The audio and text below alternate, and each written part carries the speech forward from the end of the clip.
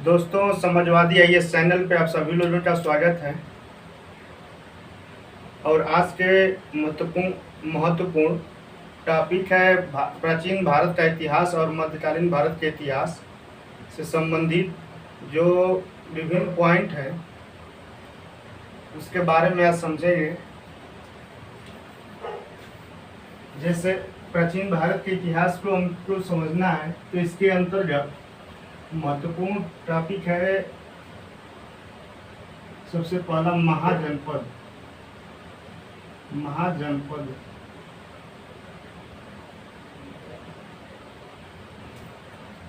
सबसे पहला पॉइंट के अंतर्गत हम महाजनपद का अध्ययन करेंगे, जिसका उल्लेख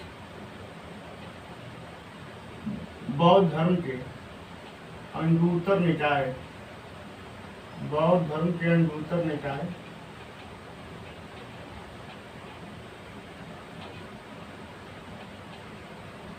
और जैन धर्म के भगवती सूत्र में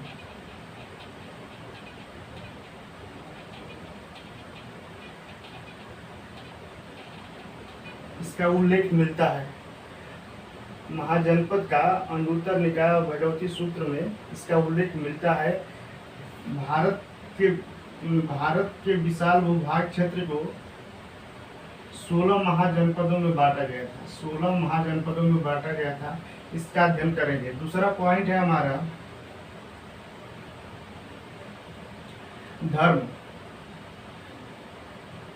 धर्म के बारे में पढ़ना है।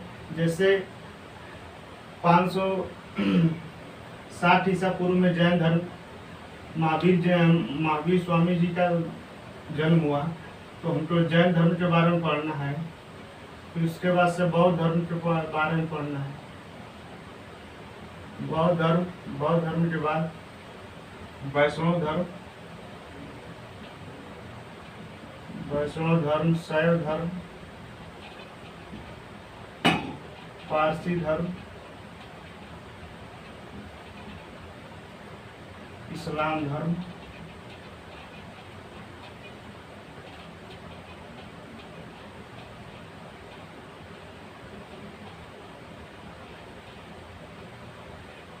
उसके बाद से ईसाई धर्म।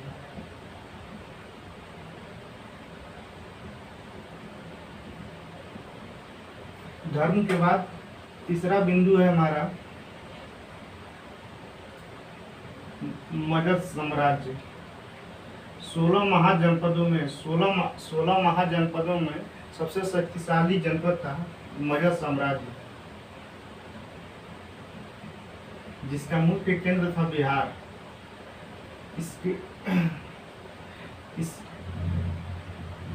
इसका टाइम पीरियड रहा है सन 322 ईसा पूर्व से लेकर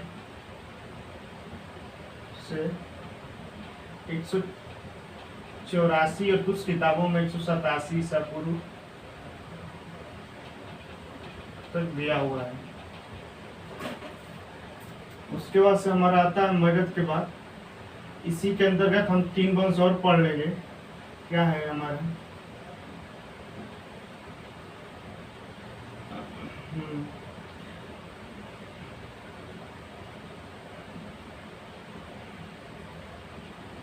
आर्यक वंश, शिशुनाग वंश,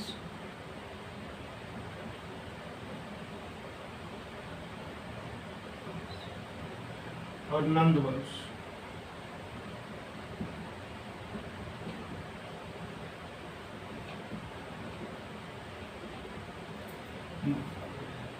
चौथा पॉइंट है हमारा मगध साम्राज्य के बाद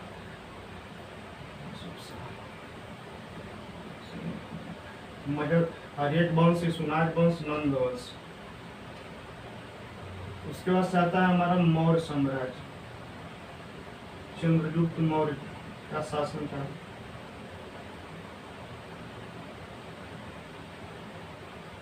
मौर्य साम्राज्य का शासन काल होता है 385 ईसा पूर्व से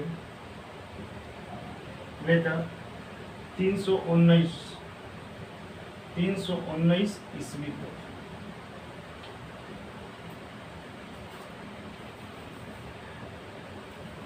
उसके बाद इसके अंतर्गत कुछ वंश हैं जिसको पढ़ना है हमें। सूद वंश, उसके बाद से कड़ा वंश, इसका टाइम पीरियड है 185 ईस्वी से 73 ईस्वी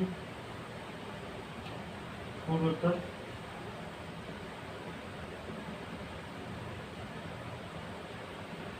और इस कंवर वंश का 73 ईसा पूर्व से 30 ईसा पूर्व तक। और इसके बाद से आता है सातवाहन वंश। ये दक्षिण भारत का राजवंश है। सातवाहन वंश, इसका टाइम पीरियड होता है 30 ईसा पूर्व से लेकर 250 ईस्वी तक। अब इसके बाद से हमारा आता है मौर्योत्तर काल।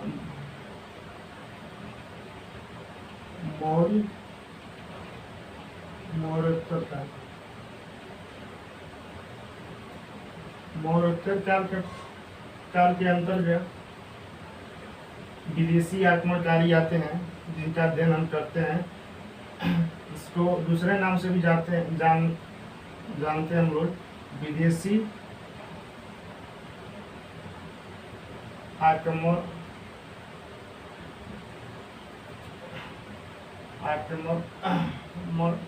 का आगमन का भारत आगमन।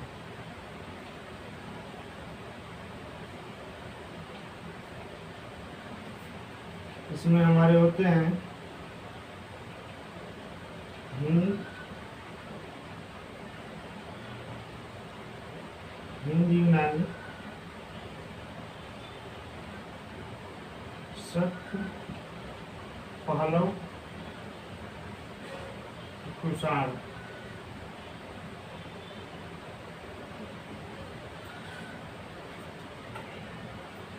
इसके बाद से प्राचीन भारत के अंतर्गत हम छठवां पॉइंट पढ़ते हैं, संगम काल। ये संगम काल का टाइम पीरियड होता है 100 ईसा पूर्व से 300 ईस्वी तक। इसके अंतर्गत 3 वंश आते हैं, चेर वंश, चोर वंश और उसके बाद से पांड्य वंश। तो आइए समझते हैं। इसके बाद से जैसे प्राचीन भारत के अंतर्गत पहला पॉइंट हमको पढ़ना पड़ता है महाजनपद। महाजनपद के बारे में यह जानकारी अंगुत्तर निकाय और भगवती सूत्र से मिलती है कि भारत के विशाल क्षेत्र को 16 महाजनपदों में बांटा गया था। उसके बाद से धीरे धीरे धर्म का विकास हुआ, इसमें जैन धर्म, बौद्ध धर्म, वैष्णव, पारसी और इस्लाम धर्म का उदय हुआ। उसके साथ साथ महाजनपदों में सबसे शक्तिशाली जनपद था मगध साम्राज्य। मगध साम्राज्य का समय है 322 ईसा पूर्व से लेकर 187 ईसा पूर्व तक। इसके अंतर्गत ही हरेक वंश, सुनाग वंश और नंद वंश आते हैं। फिर आता है हमारा समय मौर्य साम्राज्य का। मौर्य साम्राज्य का टाइम पीरियड होता है 185 ईसा पूर्व से लेकर 319 ईसा पूर्व तक। इसी के अंतर्गत सूर्य वंश और कंवर वंश आते हैं। फिर सातवाहन वंश आता है। सातवाहन वंश दक्षिण भारत का राजवंश है। उसके बाद से आते हैं मौर्योत्तर काल, जिसके अंतर्गत हिंद, यूनानी, शक, पहलव और कुषाण वंश। फिर शासक आते हैं भारत पर, हिंदू शासकों से लड़ाई करते हैं। और फिर छठवां पॉइंट है हमारा संगम काल।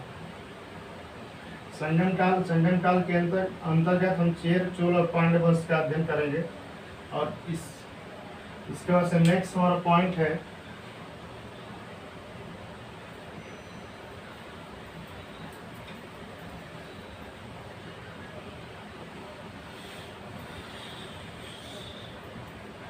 संगम काल के बाद हमारा नेक्स्ट पॉइंट है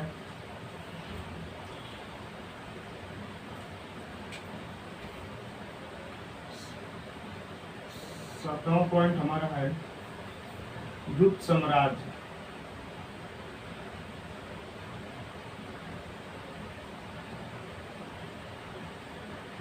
इसका टाइम पीरियड माना जाता है 275 ईस्वी से लेकर 500 ईस्वी तक।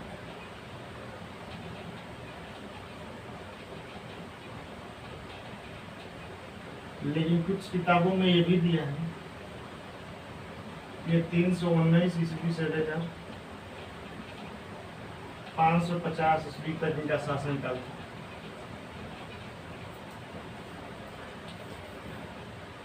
गुप्त साम्राज्य के बाद आता है हमारा पुष्यभूति वंश। पुष्यभूति वंश जिसका शासनकाल होता है 506 ईसा पूर्व से लेकर 506 ईस्वी से लेकर 606 ईस्वी तक।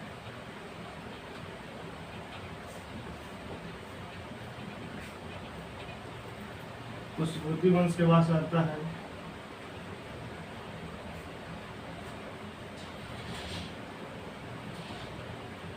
हर्षवर्धन काल, जिसके शासन काल में हुएन सांग आया था हर्षवर्धन काल।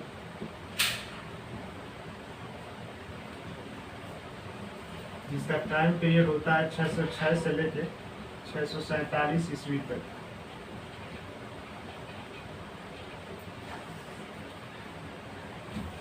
और हर्षवर्धन के मरने के बाद हर्षवर्धन के मरने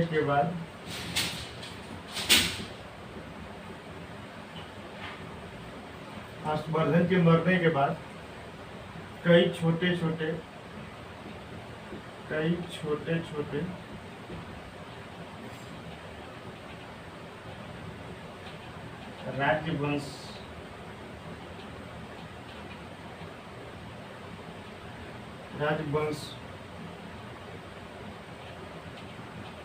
राजवंशों का उदय होता है।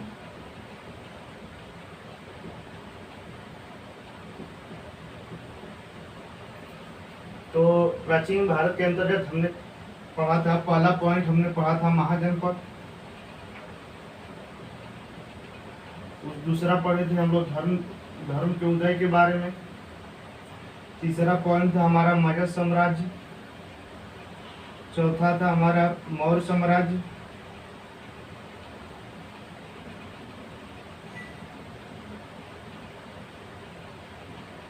मौर्य साम्राज्य के बाद फिर हमारा मौर्योत्तर काल था।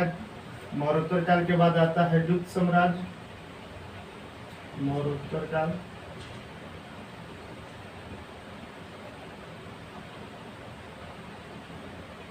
गुप्त साम्राज्य